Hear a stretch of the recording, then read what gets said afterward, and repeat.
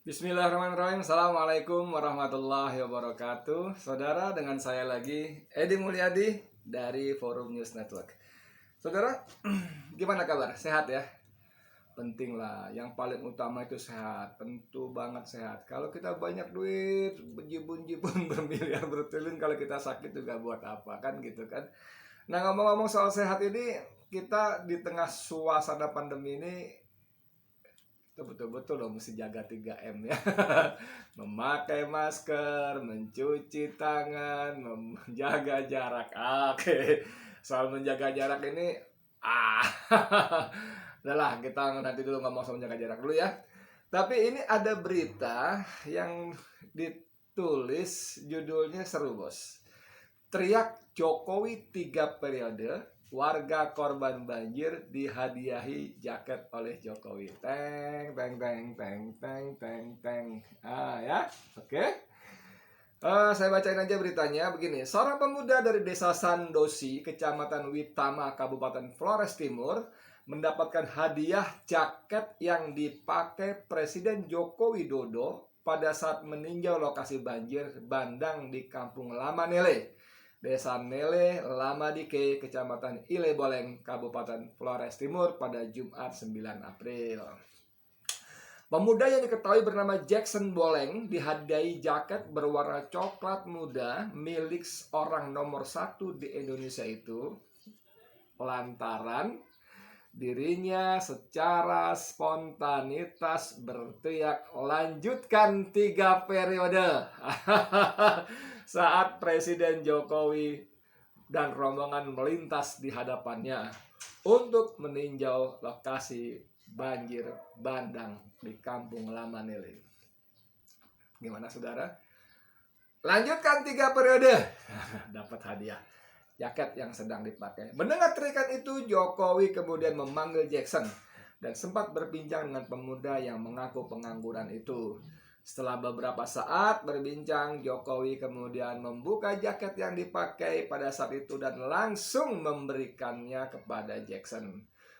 Melihat itu secara spontanitas, warga berteriak histeris minta Jokowi untuk melanjutkan kepemimpinan periode ketiga. Yes. Ini saya kasih tahu ada videonya. Tapi mohon maaf ya, saudara, editor saya libur. Sabtu Ahad ini dia tidak bisa membantu saya, jadi ya gini dah, tradisional banget.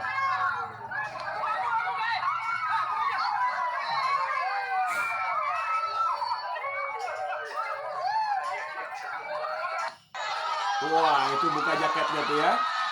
Jokowi buka jaket dan diserahkan kepada Jackson yang tadi.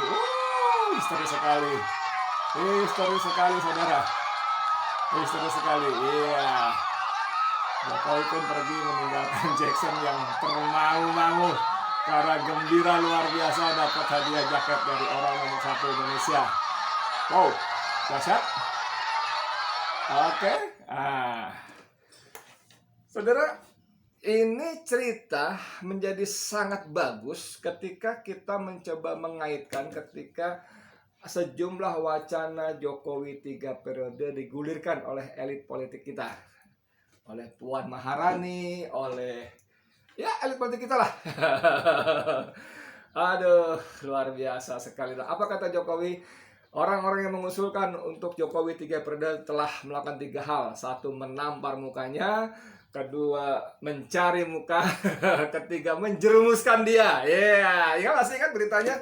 Aduh, kalau saya nggak sempat googling lagi cari link beritanya. Kalaupun dapat ya nanti repot juga ngunjukinnya. Tapi begitulah Jokowi mengatakan bahwa orang-orang yang mengusulkan, mewacanakan Presiden 3 periode dia itu telah melakukan 3 hal. Pertama, 1, menampar mukanya. 2, mencari muka. Yang 3, menjerumuskan dia. Tapi yang terjadi di kampung desa Lama Nele ini, BNTT ini gimana kita bagaimana kita menilainya, memaknainya gitu ya. Dia berkunjung ke lokasi bencana banjir bandang, Lalu ketika dia melewati rombongan rakyat yang berkerumun, berkerumun, berkerumun, itu kemudian ada yang berteriak, lanjutkan Jokowi 3 periode. Dan dia berhenti memanggil, kemudian memberikan jaketnya. Saudara, memberikan jaket apalagi yang dipakai, ini adalah sesuatu perbuatan yang baik, tentu saja baik. Tapi dalam konteks ini mau tidak mau, bisa tidak bisa, suka tidak suka, itu kita harus terjemahkan bahwa si pemberi suka, senang. Mengapa sampai dia memberikan jaketnya? Kepada siapa? Pada peristiwa Jokowi di Kampung Lama Nilai NTT ini, berarti Jokowi senang dengan anak muda tadi, si Jackson tadi. Kenapa? Karena Jackson berteriak, lanjutkan 3 periode. Harusnya kalau Jokowi konsisten dengan kalimat-kalimat sebelumnya bahwa orang yang mewacanakan, apalagi meneriakkan macam tadi tentang dia 3 periode, maka orang itu telah menampar mukanya, bahwa orang itu telah mencari muka.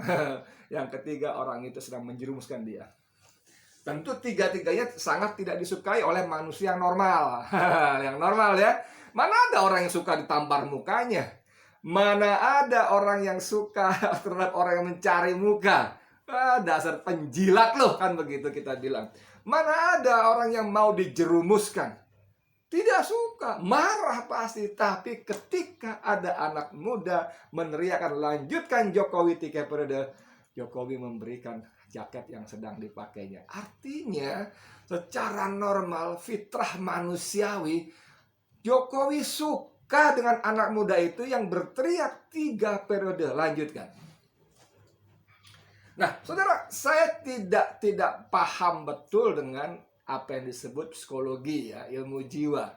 Tapi sebagai orang awam kita, karena psikologi pun kan menganalisis jiwa dari gejala-gejala yang tampak secara fisiknya kan gitu kan. Jiwa itu kan tidak bisa dilihat, tidak bisa diraba, tapi bisa dipelajari dari gejala-gejala fisik, gejala-gejala aktivitas badaninya kan gitu kan.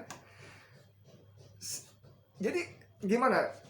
Tadi saya katakan tadi bahwa Jokowi merasa senang, suka kepada anak muda yang mengatakan berteriak lanjutkan 3 periode sehingga dia memberikan jaketnya. Oke?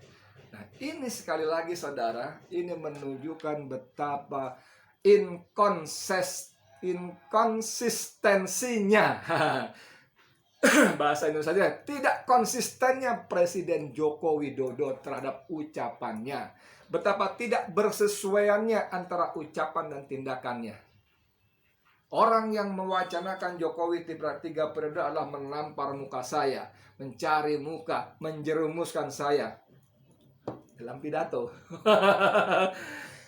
Ketika mengatakan berbicara kepada wartawan.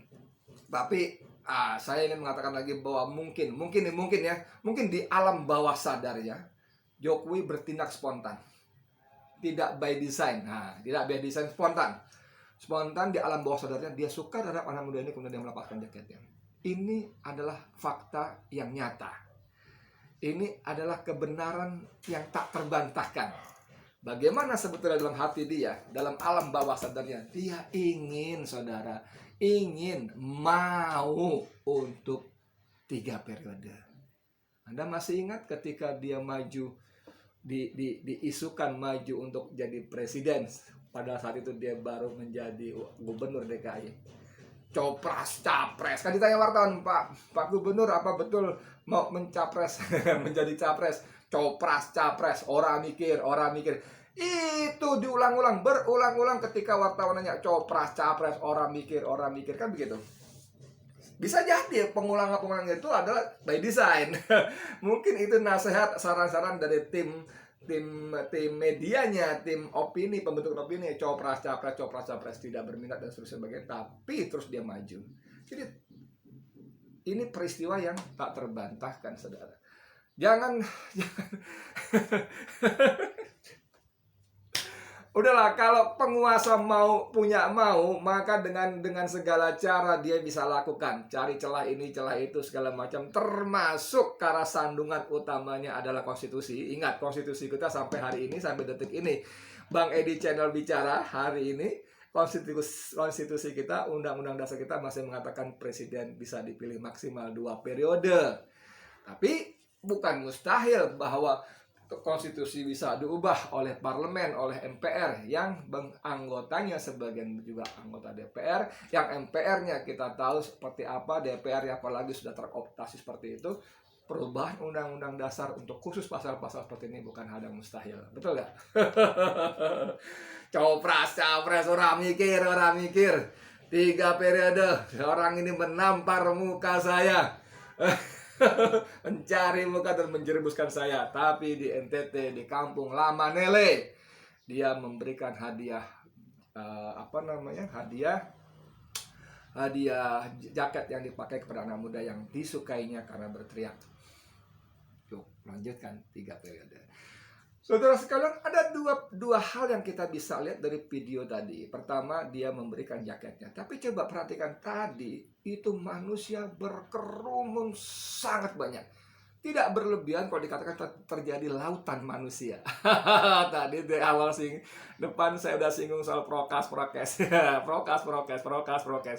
Yang kita tahu dengan prokes itu ada seorang laki-laki yang tidak punya salah, tidak punya dosa kepada negara ini, tidak mencuri uang negara, tidak merampok, tidak menimbun narkoba, tidak mengangkat senjata, sedang dikriminalisasi habis-habisan, sedang disidang dengan 3 sidang dengan 18 pasal tuduhan yang beberapa di antaranya memberi ancaman hukuman 6 sampai 10 tahun penjara. Dan yang terbaru, jaksa mengusulkan pencabutan hak-hak dia sebagai wali ini, wali itu, pemiskinan dan sebagainya dan seterusnya. Dahsyat betul akibat protokol kesehatan yang katanya dilanggar, yang sebetulnya sudah dibayar dendanya di muka pada saat hari itu juga.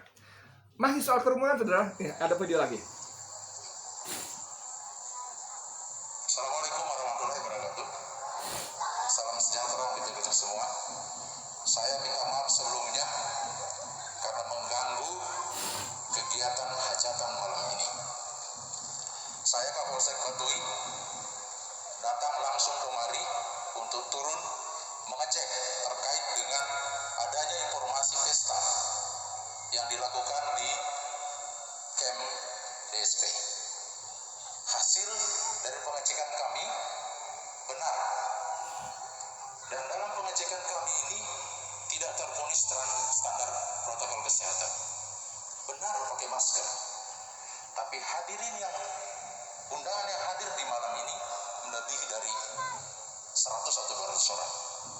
Oleh karena itu, saya menghimbau hari ini juga, saat ini juga, pesta ini saya bubarkan. Ya, tidak ada lagi jabatan tangan, ya, tidak ada lagi kumpul-kumpul di sini. Saya akan jaga sampai pulang. Jadi tidak ada tawar-menawar. Pesta malam ini saya bubarkan. Ya. Jadi tidak ada tawar-menawar. Pesta malam ini saya bubarkan. Wah, kata Kapolsek yang berpakaian preman, tidak berpakaian seragam. Sebuah kampung yang tadi saya kalau nggak salah dengar Kapolsek Baduy, saya nggak tahu Baduy apa yang dimaksud di Banten di sana atau di mana. Tapi ini fakta sejarah, fakta peristiwa ya, sejarah juga ya. Fakta peristiwa bagaimana rakyat kecil yang menyelenggarakan pesta perkawinan. Tadi kita lihat masih banyak bangku kosong berjarak. Tidak ada kompromi, tidak ada tawar-menawar. Malam ini juga pesta saya bubarkan. Ini karena menyangkut prokes, kerumun. Saudara, Allah membuka betul blunder-blunder yang dilakukan oleh penguasa. Belum lama 2 orang petinggi negeri, satu Presiden Republik Indonesia Joko Widodo dan satu lagi Menteri Pertahanan Prabowo Subianto hadir di sebuah pesta pernikahan super mewah. Anak seorang artis yang juga bermenantu seorang YouTuber dengan follower, dengan subscriber sampai 28 juta lebih. Datang, dikawal, dijaga, tidak ada pembubaran, tidak ada maki-maki dari polisi kepada panitia. Jadi kalau diteruskan lagi, si Kapolsek tadi menunjuk kepada organ tunggal, suruh angkut dan bawa ke Polsek. Malam ini juga ada berikut tadi, semua saya potong kepanjangan aja. Jadi bagaimana Anda sebagai rakyat yang otaknya waras gitu ya, yang berakal waras setiap saat disuguhi paradoks-paradoks hal seperti ini, disuguhi kontradiksi-kontradiksi seperti ini, peraturan-peraturan hukum hanya berlaku bagi orang lain, kelompok lain, bagi rakyat kecil, bagi kami, bagi saya, kelompok saya, konco-konco saya, pendukung saya, tidak berlaku. Hukum hanya tajam kepada kalian, rakyat kecil segala macam dan sebagainya, apalagi pada kaum oposan, tidak ada ampun, ya kan? Tapi bagi saya, kelompok saya, buzzer saya, pendukung saya, tidak berlaku. Anda disuguhi pemandangan seperti ini, saudara.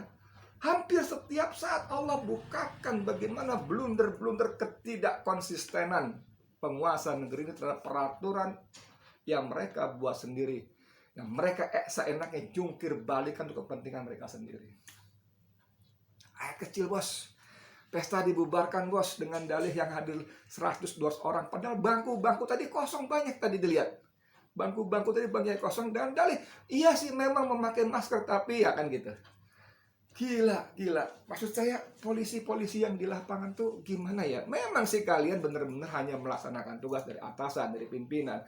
Tapi mbok yao, di luar tugas itu ada namanya nurani, saudara. Mas polisi, mas kapolsek, atau siapapun kalian lah, para satgas-satgas COVID itu. Ada nurani, ada keadilan. Nah, gitu loh. Ada keadilan. Allah berikan kita nurani untuk menangkap keadilan. Nah, untuk membaca keadilan. Untuk melawan kezaliman. Weh, kalau saya bilang melawan kezaliman serem banget. Tapi ada keadilan. Bagaimana video-video orang lagi makan di warung pinggir jalan, kemudian diambil bangku panjangnya, diangkut karena alasan lagi prokes. Itu kayak kecil, bos, kaki 5, bos, yang mengumpulkan 1.000-2.000 dari keuntungan dagangannya untuk menghidupi anak, istri, dan keluarganya.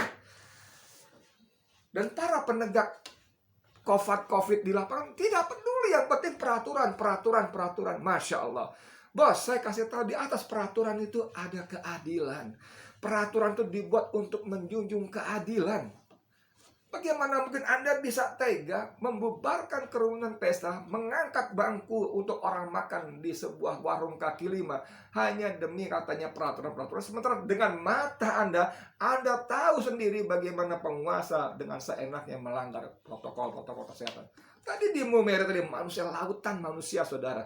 Ribuan, puluhan ribu manusia berkumpul di situ, ribuan, tidak ada prokes, tidak ada. Saya berani yakin 2000%, kalau boleh 2000%, tidak ada prokes di sana. Tabrak semua pelanggaran. Lalu apakah Gubernur Lais Kodat yang mendampingi Jokowi akan Anda panggil, wahai Kapolda? Lalu apakah akan diperiksa? Lalu bahkan Jokowi Dodo sendiri yang menyebabkan kerumunan. Nah ini kan, apa Anda panggil akan periksa juga seperti Anda lakukan pada Habib Rizik? Ya Allah, berhentilah berlaku tidak adil, saudara. Wahai penguasa, berhentilah. Tolong sadari betul. Saya ingin mengingatkan sekali lagi bahwa kekuasaan tidak akan selama-lamanya. Anda tidak akan berkuasa selama-lamanya. Kalian tidak akan menjabat selama-lamanya. Dan yang paling penting, kalian tidak akan hidup selama-lamanya. Kalian akan mati. Dan kalau kalian orang yang beragama, kalian apapun agamanya, kalian pasti mengenal konsep akhirat, surga, neraka, bahwa semuanya akan dimintai pertanggungjawabannya. Setiap kezaliman, setiap ketidakadilan yang kalian lakukan terhadap rakyat negeri ini, Allah akan mintai pertanggungjawabannya. Dari saya sekian, Edi Mulyadi untuk FNN. Assalamualaikum warahmatullahi wabarakatuh.